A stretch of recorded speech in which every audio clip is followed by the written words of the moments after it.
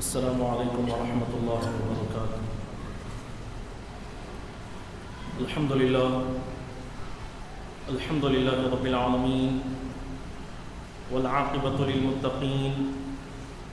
والصلاة والسلام علی سید اشرف الانبیاء والمرسلین وعلی آلہ الطیبین الطاہرین واصحابہ اکرمین الاکرمین اجمعین، اما بعد فقد قال اللہ تبارک وتعالی فی القرآن المجید والفرقان الحمید، فاعوذ باللہ من الشیطان الرجیم، بسم اللہ الرحمن الرحیم، ان اللہ لا يحب الكاذبین، وقال اللہ عز وجل یا ایہا الذین آمنوا اجتنبوا کثیرا من الظن ان بعض الظن اسم ولا تجسسوا ولا يغتب بعضكم بعضا ايحب احدكم ان يأكل لحم اخيه ميتا فكرهتموه، صدق الله العظيم۔ قال الله تبارك وتعالى في شأن حبيبه تعظيما وتكريما ان الله وملائكته يصلون على النبي يا أيها الذين آمنوا صلوا عليه وسلموا تسليما، اللهم صل على سيدنا محمد وعلى آله وأصحابه أفضل صلواتك وعدد معلوماتك وبارك وسلم۔ تمام حمد و تعریف اللہ رب العالمین کے لیے ہے، جو ساری کائنات کا خالق و رازق ہے، اور لاکھوں کروڑوں درود و سلام عقائد و جہاں تاجدار مدینہ احمد مجتبی محمد مصطفیٰ صلی اللہ علیہ وسلم پر، جن کو اللہ رب العزت نے دونوں جہانوں کے لیے رحمت بنا کر بھیجا۔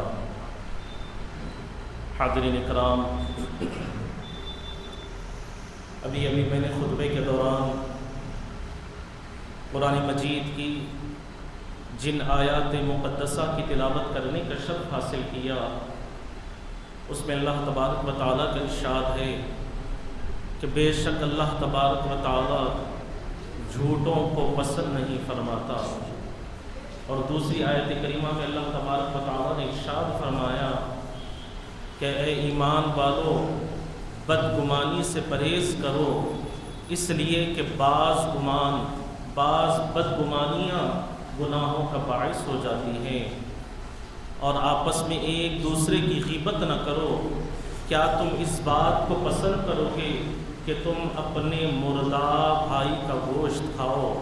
اپنے مرے ہوئے بھائی کا گوشت کھاؤ؟ حاضرین کرام،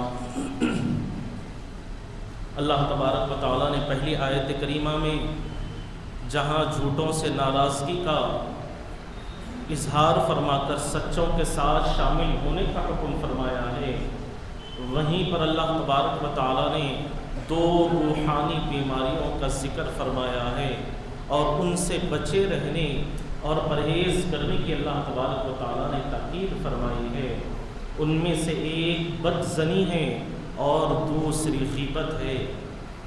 غیبت، بدزنی اور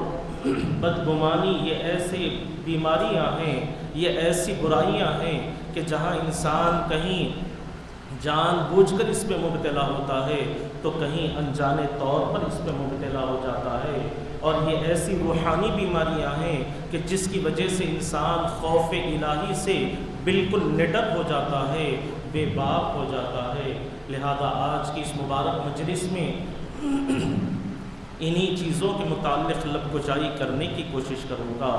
الغرض حاضرین کرام، جھوٹ یہ ایک ایسی بری خصلت ہے کہ جس کی وجہ سے انسان اپنے خاندان میں، اپنے معاشرے میں، اپنے محلے میں، اپنے شہر میں، اپنے دفتر میں، اپنے مکان میں ہر جگہ ذلیل اور رسوا ہوتا ہے، بے وقار اور نکما ہو جاتا ہے۔ اور قرآن مجید نے جہاں پر جھوٹ اور جھوٹوں کی تحقیر فرمائی ہے، وہیں پر مسلمانوں کو ہمیشہ اس مرض سے بچنے کی تاکید فرمائی ہے، ہمیشہ کھری کھری سچی سچی باتیں کرنے کرنے کا حکم فرمایا ہے۔ چنانچہ اللہ تبارک و تعالیٰ کا ارشاد مبارک ہے کہ یا ایھا الذین آمنوا اتقوا اللہ وقولوا قولا سدیدا، کہ اے ایمان والو اللہ سے ڈرو اور سیدھی سیدھی درست درست باتیں کیا کرو، سچی باتیں کیا کرو، اس لیے کہ جھوٹ یہ ایک ایسی بیماری ہے کہ جس میں انسان مبتلا ہو کر اللہ تبارک و تعالیٰ سے غافل ہو جاتا ہے،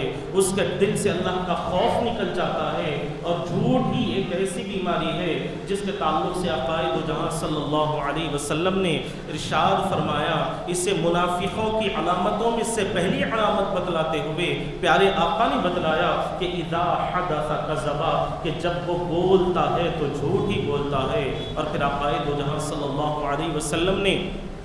جھوٹ کو تمام برائیوں کی جڑ پیارے آقا نے قرار دیا ہے۔ اور احادیث مبارکہ میں آتا ہے کہ ایک شخص بارگاہ نبوی صلی اللہ علیہ وسلم میں حاضر ہوا اور عرض گزار ہوا کہ یا رسول اللہ صلی اللہ علیہ وسلم، میں اسلام کو تو بہت پسند کرتا ہوں، میرے نزدیک اسلام کی بڑی اہمیت ہے اور میں چاہتا ہوں کہ آپ کے ہاتھ پر بیعت کر کر اسلام قبول کر لوں، لیکن مجھ میں بہت ساری بیماریاں بھی موجود ہے، بہت ساری برائیاں بھی مجھ میں موجود ہے، شراب کا عادی بھی ہوں، چوری کرنے کی بھی عادت ہے، زنا کرنے کی بھی عادت ہے، جھوٹ بولنے کی بھی عادت ہے، اور بہت ساری برائیاں میرے اندر موجود ہے۔ یا رسول اللہ، اگر آپ ان تمام شرطوں کو منسوخ کر لیں گے، یہ تمام برائیاں مجھے کرنے کی اجازت دے دیں گے، تو میں پھر اسلام کو قبول کر لوں گا۔ تو عقائد و جہاں صلی اللہ علیہ وسلم نے اس کی تمام باتوں کو سن کر ارشاد فرمایا کہ تمہاری تمام باتیں مجھے منظور ہے،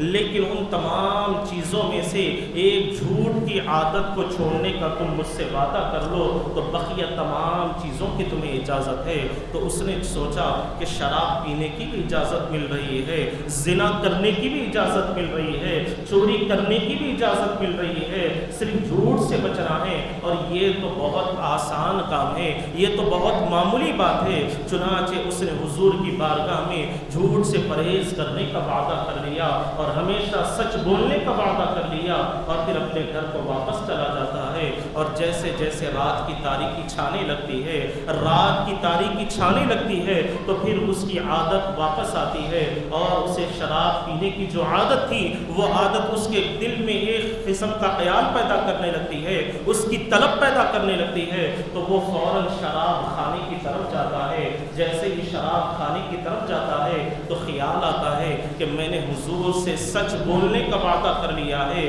جھوٹ نہ بولنے کا میں نے حضور سے عہد کر لیا ہے، اور اگر سرکار مجھ سے پوچھیں گے کہ تم نے شراب پی ہے یا نہیں، اور میں سچ بولوں گا تو اسلام میں شراب پینے کی سزا ہے اور میں سزا کا مستحق ہو جاؤں گا۔ لہذا یہ سوچ کر وہ فوراً اپنے گھر کو واپس چلا آتا ہے۔ پھر اس کے کچھ دیر کے بعد، چونکہ چوری کرنے کی بھی عادت اسے تھی، تو چوری کرنے کے ارادے سے اپنے گھر سے نکلتا ہے، دل میں یہ خیال کر لیتا ہے کہ کم سے کم کسی کی دیوار کو تو پھاند لوں گا، کسی کی دیوار پر چڑھ کر تو اتر جاؤں گا، لیکن جیسے ہی وہ قریب پہنچتا ہے تو پھر پہلے والا خیال اس کے دل میں آتا ہے کہ سرکار مجھ سے سوال کریں گے اور چوری کے متعلق پوچھیں گے، اگر میں نے سچ کہہ دیا تو پھر چوری کرنے کی سزا اسلام میں مقرر ہے اور میں اس سزا کا مستحق ہو جاؤں گا۔ لہٰذا وہ چوری سے بھی اپنے آپ کو بچا کر اپنے گھر کو واپس آ جاتا ہے۔ اس کے بعد پھر وہ زنا کے ارادے سے اس کے اڈے پر جاتا ہے، تو پھر وہاں پر بھی وہی خیال آتا ہے، تو وہ فوراً وہاں سے بھی واپس آ جاتا ہے۔ جب صبح ہوتی ہے تو حضور پاک صلی اللہ علیہ وسلم کی بارگاہ میں وہ جاتا ہے، تو پیارے آقا صلی اللہ علیہ وسلم کی نگاہ مبارک جب اس کے چہرے پر پڑتی ہے تو آپ کے لبھائے مبارک کو جنبش ہوتی ہے، مسکراتے ہوئے ارشاد فرماتے ہیں کہ بھائی بتاؤ کہ تمہاری رات کیسے گزری، تو وہ فوراً آپ کے قدموں پہ گر جاتا ہے اور عرض کرتا ہے کہ یا رسول اللہ، آپ نے ایسی شرط لگائی ہے جو سننے میں تو بڑی معمولی معلوم ہوتی ہے، لیکن عمل کے میدان میں بڑی ہی کٹھن اور بڑی دشوار ہے، اور اس پر عمل کرنے کی وجہ سے میں تمام برائیوں سے بچ گیا ہوں، میرے اندر کی تمام برائیاں ختم ہو گئی ہے۔ تو حاضرین کرام غور فرمائیں کہ یہی واقعہ ہمیں پیغام دے رہا ہے کہ عقائد جہاں صلی اللہ علیہ وسلم نے جس طرح ارشاد فرمایا کہ جھوٹ تمام برائیوں کی جڑ ہے، تمام برائیوں کی بنیاد جھوٹ ہے، اور جو کوئی بھی اس سے اپنے آپ کو بچا لیتا ہے اور سچ کو اپنا لیتا ہے، ہمیشہ سچ بولنے والا ہو جاتا ہے، تو پھر اللہ تبارک و تعالیٰ اسے دین و دنیا کی عزت سے مالا مال فرما دیتے ہیں، اسے اپنے محبوبین میں شامل فرما دیتے ہیں۔ اور یہیں تک نہیں بلکہ اللہ تبارک و تعالیٰ نے سچ بولنے والوں کے لیے عظیم ثواب کا وعدہ فرمایا ہے، اور صرف آخرت ہی میں نہیں بلکہ جو بندہ ہمیشہ سچ بولتا ہے، سچ کے دامن کو تھام کر رہتا ہے، تو اللہ تبارک و تعالیٰ اسے دنیا میں عزت عطا فرماتے ہیں، اسے ہر میدان میں اللہ تبارک و تعالیٰ باعزت رکھتے ہیں، اس کے مقام و مرتبے کو اللہ تبارک و تعالیٰ بلند کر دیتے ہیں۔ لیکن حاضرین کرام، آج صد افسوس کا معاملہ یہ ہے کہ آج ہم میں کئی ایسے مسلمان ہیں جو اس قسم کی برائی میں مبتلا ہے۔ آج کئی مسلمان ایسے ہیں جو شراب سے تو بچ جاتے ہیں، کئی مسلمان ایسے ہیں جو زنا کرنے سے تو بچ جاتے ہیں، کئی مسلمان ایسے ہیں جو سود خوری سے تو بچ جاتے ہیں، کئی مسلمان ایسے ہیں جو حرام کی کمائی سے اپنے آپ کو بچا لیتے ہیں، لیکن بہت سارے ایسے مسلمان ہیں جو اپنے آپ کو جھوٹ سے نہیں بچا سکتے، جبکہ آقا دو جہاں صلی اللہ علیہ وسلم نے ارشاد فرمایا کہ جب کوئی بندہ جھوٹ بولتا ہے تو اس کے پاس سے اس کے قریب سے دونوں فرشتے جدا ہو جاتے ہیں، اس لیے کہ جب بندہ جھوٹ بولتا ہے تو اس کے منہ سے ایک قسم کی بدبو نکلتی ہے، اور اس بدبو کی وجہ سے فرشتے اس سے جدا ہو جاتے ہیں۔ اور آج ہمارے تجارت کرنے والے مسلمانوں کا حال یہ ہے، بہت سارے ایسے مسلمان ہیں جو تجارت کرنے والے ہیں، بے باک دہل کہہ دیتے ہیں کہ بھائی جھوٹ کے بغیر تجارت چلنے والی نہیں ہے، جھوٹ کے بغیر تجارت میں ہمیں ترقی نہیں ملے گی، ہمارا کاروبار نہیں چلے گا، ہم کاروبار میں کامیاب نہیں ہو سکتے، ہم پیسے نہیں کما پائیں گے۔ تو حاضرین اکرام، میں ان لوگوں سے کہنا چاہتا ہوں کہ آقا دو جہاں صلی اللہ علیہ وسلم نے فرمایا کہ جو بندہ جھوٹ بولتا ہے تو اللہ تبارک و تعالیٰ اس کے رزق میں سے برکت کو ختم فرما دیتے ہیں، اس کے چہرے پہ کی رونق کو ختم کر دیا جاتا ہے۔ یہیں تک نہیں بلکہ جو جھوٹ بولتا ہے تو اللہ تبارک و تعالیٰ اس کی نسلوں میں سے آنے والی اولادوں میں سے بھی اللہ تبارک و تعالیٰ برکت کو ختم فرما دیتا ہے۔ اللہ اکبر! جھوٹ بولنے کی وجہ سے یہ عذاب اللہ تبارک و تعالیٰ کا دنیا میں ہے، اور آخرت میں بھی اللہ تبارک و تعالیٰ جھوٹ بولنے والوں کے لیے سخت عذاب اللہ نے تیار کر رکھا ہے۔ قرآن مجید میں کئی مقامات پر اللہ تبارک و تعالیٰ نے جھوٹ بولنے والوں پر لعنت فرمائی ہے، اور ذرا غور فرمائیں کہ جس پر خدا کی لعنت ہو جائے، جس پر اللہ تبارک و تعالیٰ لعنت فرما دے، تو پھر اسے کامیاب کرنے والا کون ہوگا، اسے برکت عطا کرنے والا کون ہوگا، اسے کامران کرنے والا کون ہوگا؟ حاضرین کرام، آج جو لوگ کہتے ہیں کہ تجارت میں جھوٹ کے بغیر کامیابی نہیں مل سکتی، ہمارا کاروبار نہیں چل سکتا، تو میں ان سے کہنا چاہتا ہوں کہ ذرا پیارے آقا کی سیرت مبارکہ کو اٹھا کر دیکھو کہ جب حضور تجارت کرنے کے لیے تشریف لے جاتے تو سب سے پہلے آپ کے تجارت کا سامان فروخت ہو جایا کرتا، تجارت کا سارا سامان بک جایا کرتا۔ وجہ کیا تھی کہ پیارے آقا صلی اللہ علیہ وسلم نے ہمیشہ سچ کے دامن کو تھام کر رکھا، اور اپنی امت محمدیہ کو، اپنے عشاقان مصطفیٰ کو بھی پیارے آقا نے یہی تعلیم فرمائی ہے۔ اور حضرت پیران پیر غوث اعظم دستگیر رحمۃ اللہ علیہ سے کسی نے پوچھا کہ حضرت آپ کو اتنا بڑا بلند مقام کیسے حاصل ہو گیا؟ تو حضرت پیران پیر غوث اعظم دستگیر رحمۃ اللہ علیہ نے ارشاد فرمایا کہ دو چیزوں کی وجہ سے، ایک تو یہ کہ میں ہمیشہ سچ بولتا ہوں، اور دوسرا ہمیشہ رزق حلال کھاتا ہوں۔ حلال